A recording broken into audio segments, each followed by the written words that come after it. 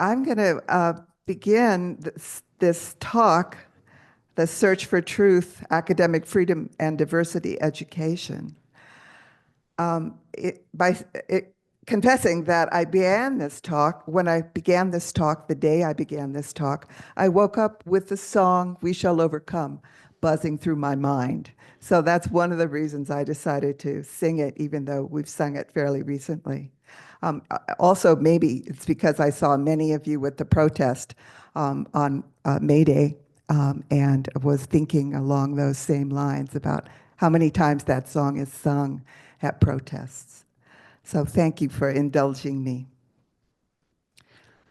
As many of you probably know, I've been interested in censorship and have published academic studies about writers and literary works that were censored in the United States, Great Britain, and other Anglophone countries in the 20th century, including D.H. Lawrence's notorious Lady Chatterley's Lover, which was published in 1928 and allowed to circulate legally in the United States in 1959.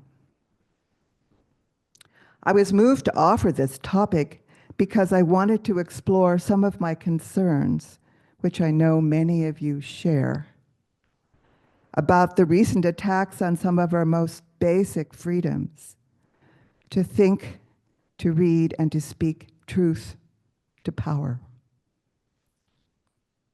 I didn't fully appreciate how much my Unitarian Universalist background and my knowledge of its history has prompted me to explore censorship and academic freedom in my academic work. But I do now. Every Sunday, we recite our beloved Beacon principles. Love is the spirit of this church. The search for truth is our sacrament, and service is our prayer.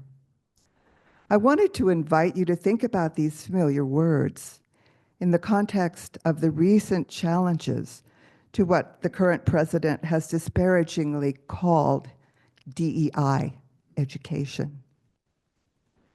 These unprecedented challenges to some of the basic principles of academic freedom have been hastily announced and imposed with alarming speed in the last 3 weeks, imposed on educational institutions in the United States, both at the secondary as well as the university level.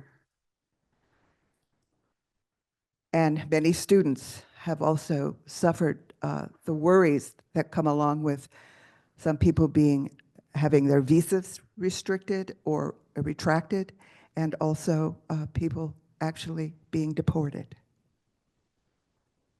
Many legal experts argue that these challenges to public education, both at the secondary and university level, are unprecedented and in many cases illegal. This is an enormous topic and some details change daily. I felt so overwhelmed by many stories that appear in the press about changes imposed, for example, on private universities like Harvard and Columbia, as well as on state-supported universities throughout the United States. On April 10th, 2025, the Arizona Daily Sun and many other outlets reported that 200 books were removed from the library shelves at the U.S. Naval Academy in response to anti-DEI initiatives. Many of these DEI restrictions have been imposed on secondary schools as well, including here in Flagstaff. But the superintendent, Mike Pensa, said he won't impose specific DEI restrictions without a clear definition of exactly what this term means and what should and should not be taught as a legal justification for restrictions on teachers' and students' academic freedom. I don't know about you, but over the last couple weeks, I've felt like I've just been hit by a fire hose of information about all of these events that are happening in our country. It's frightening and challenging to hear about many of these changes, especially because they're announced with such speed and surprising many of us.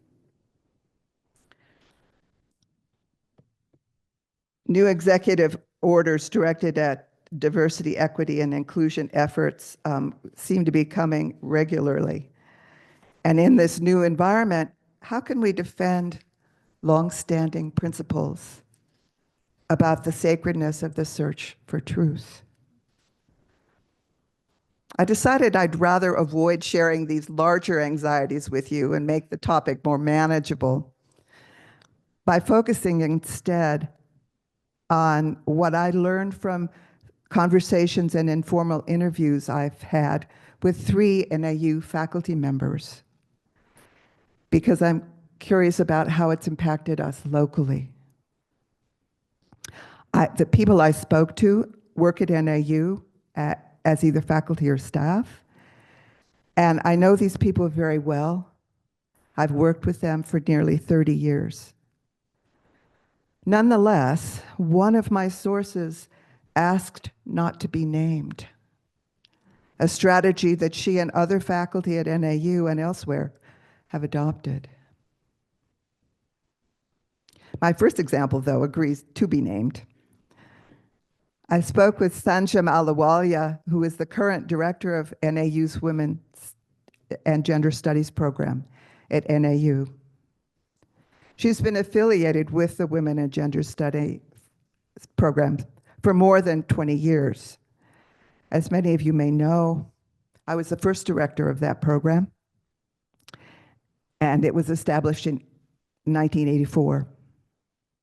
So this program has a special place in my heart.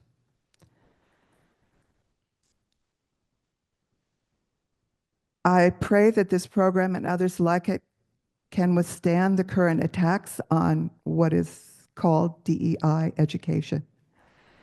Sanjam was hired by the history department, and a year or so later, she joined me and a small community of people who helped develop and oversee the Women and Gender Studies program.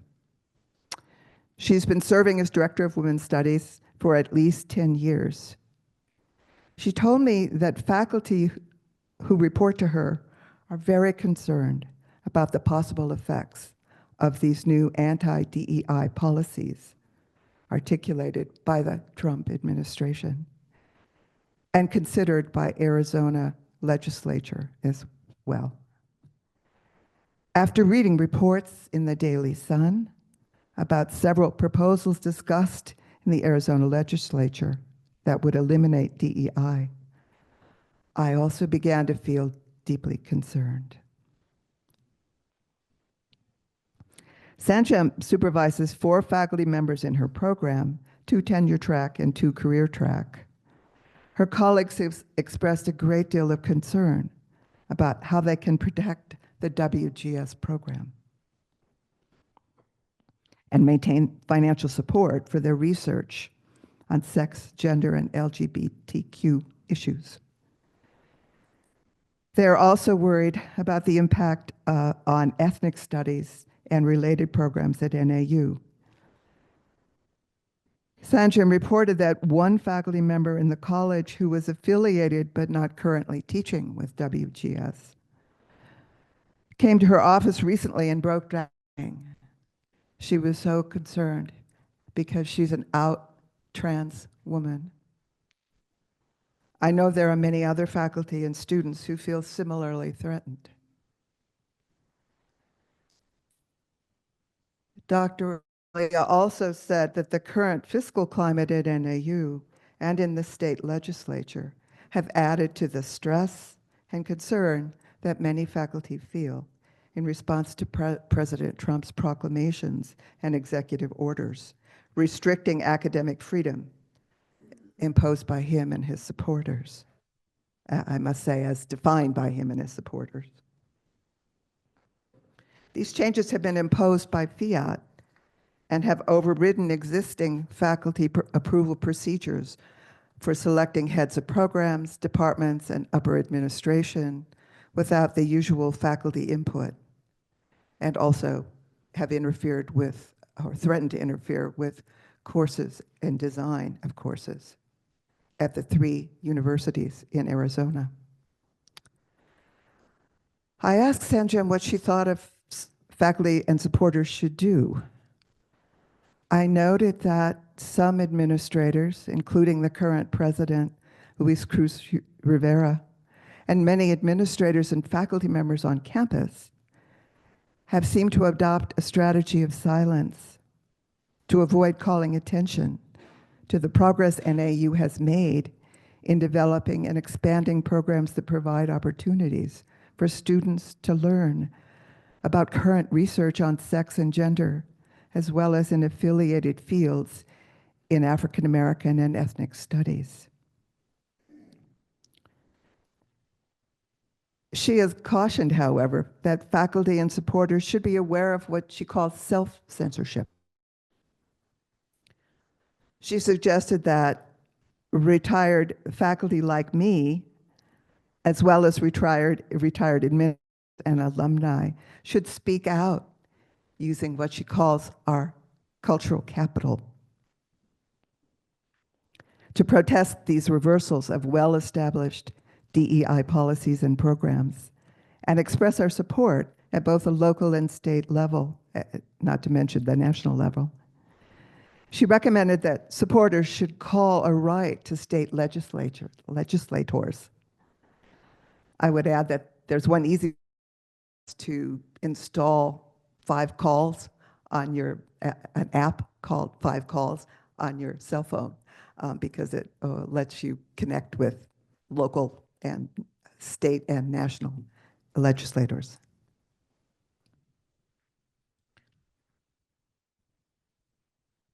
My second interview was more sobering, in part because this faculty member asked not to be identified by name. She teaches in the education department at NAU and trains teachers who currently work or hope to work in Arizona's public schools or on the Hopi, Navajo, and other reservations in Arizona and New Mexico. She's affiliated and has often taught courses in ethnic studies as well as women's studies. She said she knows that many friends and colleagues who are now worried about traveling outside the United States to see family or to conduct research, including work sponsored by NAU's internal and external grants. This in itself is chilling. She said that she often asks her students if she thinks it's important to teach about racism, and most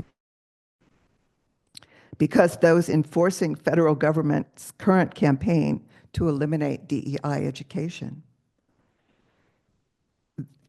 And these administrators often scan for terms like diversity, equity, or inclusion in course descriptions, syllabi, and other online material. She advises her students to, quote, change their words, but continue to teach about the impact and effects of racism on their students, programs, and schools. She encouraged them not to stop teaching about racism, but to change their words so that she can describe the negative effects of the erasure of African American, Native American history in the past and its effects now. She noted that the challenges faced by students who are not in college, who are affiliated but not currently teaching with WGS, who came to her, she mentioned one student, for example, who came to her office and broke down crying over the stress they feel. And I know other faculty and students are similarly threatened. But I wanted to end on a more hopeful note by summarizing the third conversation I had with a staff person at NAU that most of you know well, our own Pia Nittle. I've been very distressed by the news international students who have been suddenly deported, their visas canceled without due process or appeal. International students who came to the United States to study in colleges and universities should be free to join in protests against current US policy. The efforts to dismantle DEI policies could damage many universities with large international student populations, especially since these students contribute $44 million a year to the US economy by paying for their tuition and living expenses. As a member of the English department at NAU for many years, I have known many international students who have come to NAU for classes, especially in ESL and English language instruction. In my view, international students are often among the most interesting students. And many international students have studied literature with me. Pia reassured me that as far as she knows, no NAU students have had their visas revoked. But that's a continuing story, I'm afraid. Moreover, many international students at NAU and elsewhere may be reluctant to report that their passports or visas have been limited or restricted or rescinded. Moreover, they may decide not to return to NAU, and that would really hurt not only our current student body, but the long-term effects financially on the university.